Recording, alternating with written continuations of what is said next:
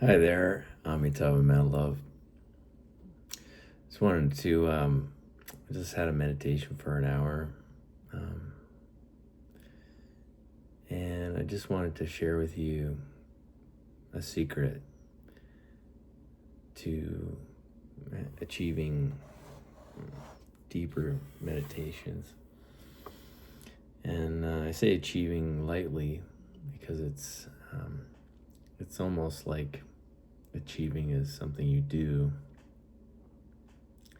And there is a certain amount of doing in meditation, but ultimately, um, you're letting go, and that's how you create the concentration. You're holding on to one thing and letting go everything else. All the personal stories, all the personal problems, all the fear, the anxiety, anything to do with anything in life, anything to do with the senses. Um, you're just focusing on the one thing. And I say one thing, but sometimes the mind needs help, and it's really difficult to focus on one thing. So there are certain factors that arise in meditation when you start to feel it gets easier, and the biggest factor is joy. It's called sukha, and this is your friend. And people think meditation is difficult, it has to be hard. You know, they try it, they say, I can't do it. I tried doing it, but my mind just won't stop. It's just so difficult. I can't sit for a long time. And so the thing about meditation is, the Buddha said the path is beautiful in the beginning, beautiful in the middle, and beautiful in the end. Sometimes it's lovely in the beginning, lovely in the middle, lovely in the end. And what that means is that it is lovely all the way, the entire journey, the entire path.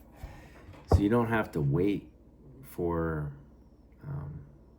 the joy of, because what are we trying to do here? Trying to become happier, more peaceful,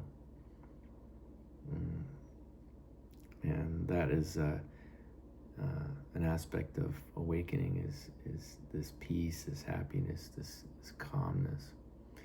And so one of the best things you can do with meditation is start it off in the right direction. Lean your mind in the right direction right from the start. Don't wait for the joy to arise. Just arouse it yourself. And if you can't feel joy in this moment,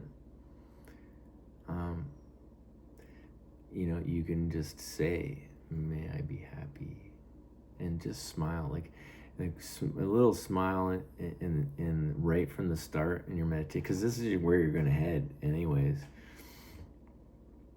Eventually, successful meditation leads to joy, and so you can take joy with you right from the very beginning, and it'll be like your helping friend. And so when you sit down, don't make it this real hard thing I'm gonna do. Just close your eyes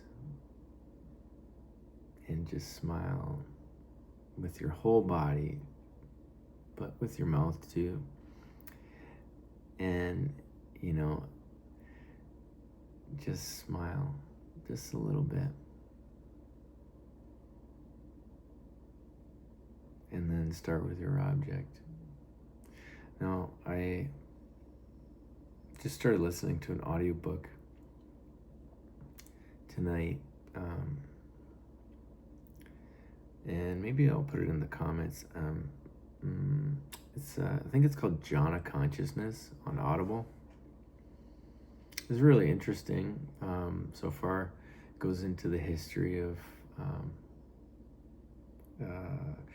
the jhana tradition, which is what the Buddha, it's what the Buddha used to become awakened.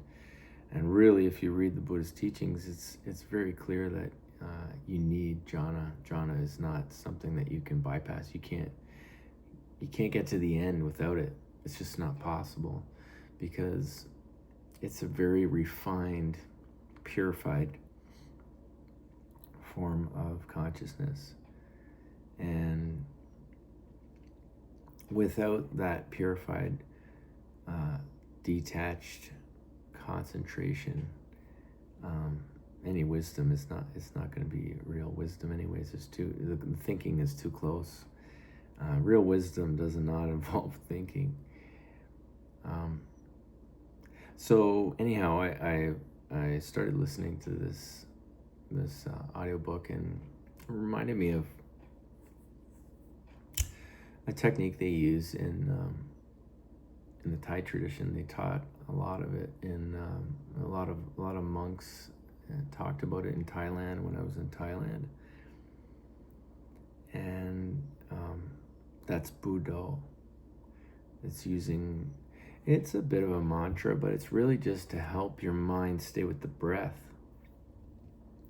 So in the inhale, in this book, they talk about actually imagining energy flowing up, I guess from the base of your spine all the way up to the top of your head on the bu, on the inhale.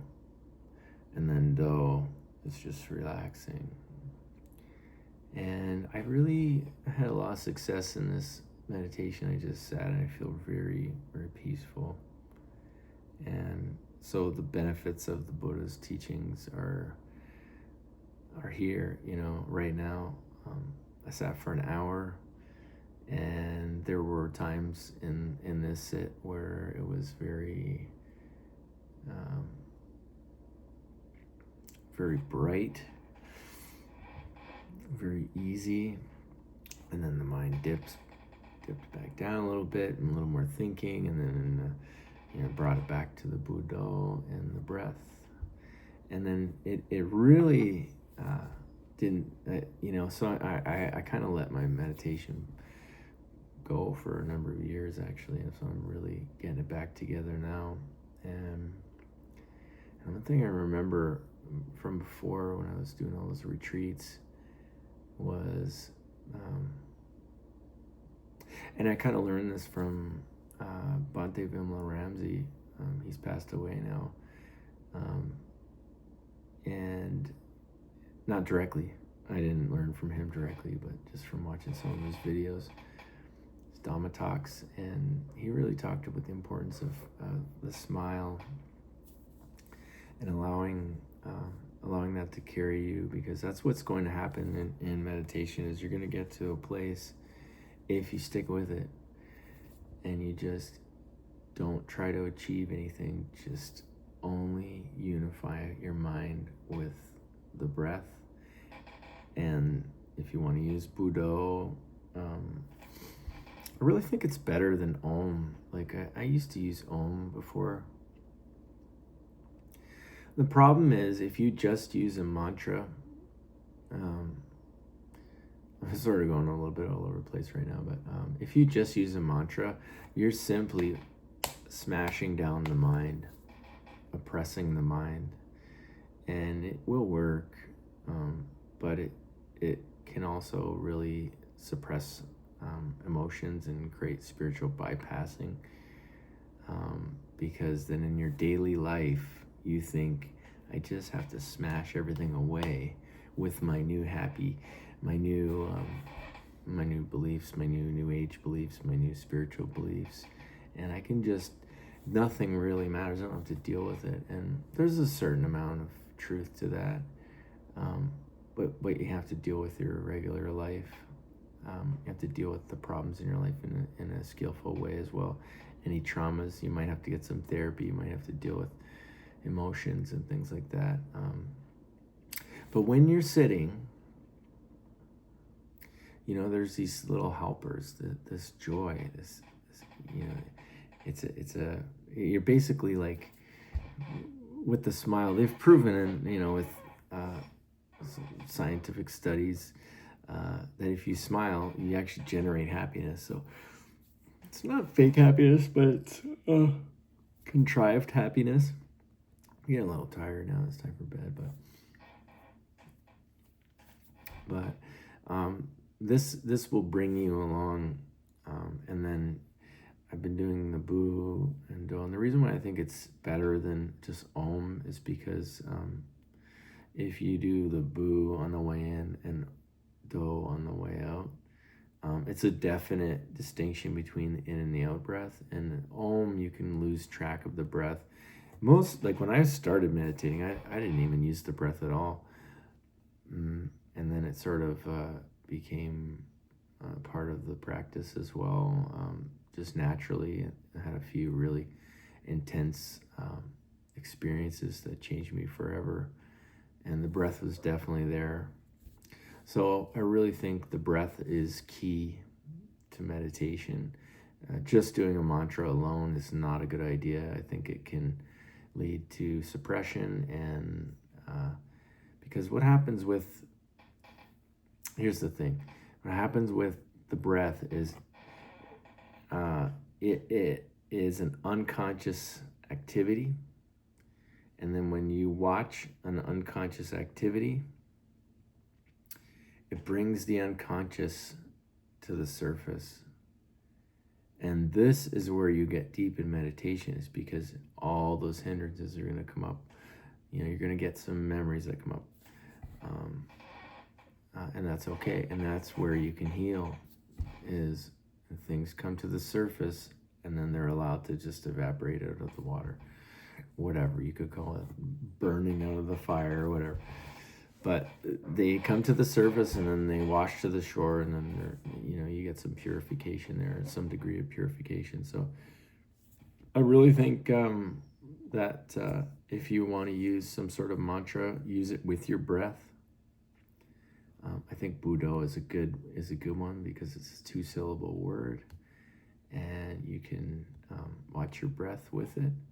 And then you basically have like 3 kind of things. You're unifying the mind with 3 things. You have the breath, Budo, and joy, and you're carrying the mind with these 3 things, all using awareness to concentrate the mind, to gather it together. And joy is it's got to be there. You've got to bring it along with you. Plant the seed of joy right from the beginning of your meditation. Even have a little intention. I intend to have a joyful, loving, beautiful meditation. And all else that arises, I accept with love, or something like that.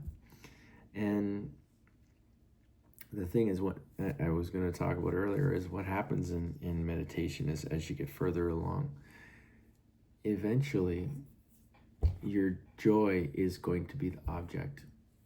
And it's not the same type of joy that you experience, when someone tells you a funny joke or you see someone you love. This is unworldly joy. It's born of seclusion, as the Buddha says about the first jhana.